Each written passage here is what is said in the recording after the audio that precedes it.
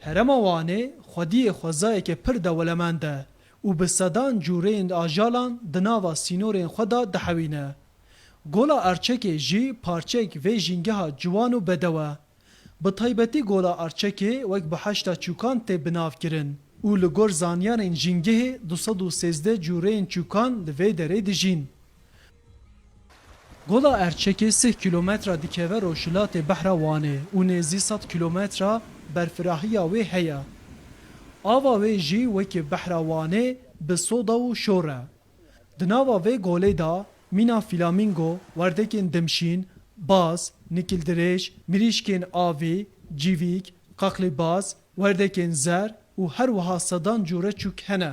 Û li gor zanyanên jîngehê 213 cûreyên çûkan li vê derê dijîn.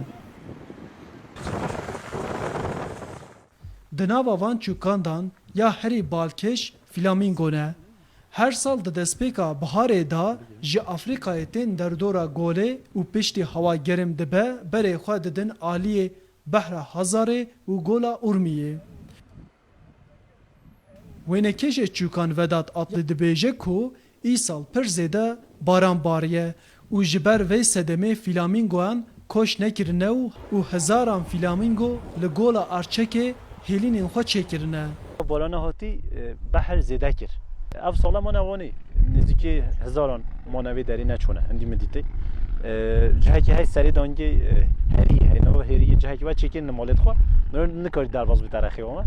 Ev sala mane. Li gor çavkaniyên zanistî Herema Wanê yek ji cihên herî aviya li Tirkiye û her wiha tevahiya welat derdora 408 cûre çûk hene û ji van 213 cûre li Herema Wanê tê dîtin. Îca min dît bêjne bayrekî bêjne angut. Min navê danan diye sonazer. Kurdî bêjne ördekê sona. Sonazer min navê danan diye. Îca ev tayre ev sala hin têjî derê xistin hin cî bi xwe derê xistîne se hezaran dane. Hezaran cih kirîne. Wênekêşê çûkan Vedat Atlı bang li gelê herêmê kir ku vê bi heşta xweşik biparêzin. Ev sala hiç kesê nêçîrvanî nekiriye li vê derê. Parêstine tayr. Wekî parêzin tê bimînin naşne çi ciwan. Daxwaza me ve hûn xwezayê biparêzin. Tayran nekujin.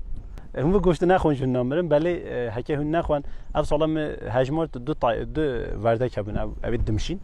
Du bûn taze hejmar bibine 10. Biparêzin nekujin xweza ya me hemiyan e. Wek we ji didîmenan da dîtî Gola Erçekê wek bi heştek e. Herî zêde jî ji bo çûkan ev bi heşt dewlemendiyekê pir hêja ye.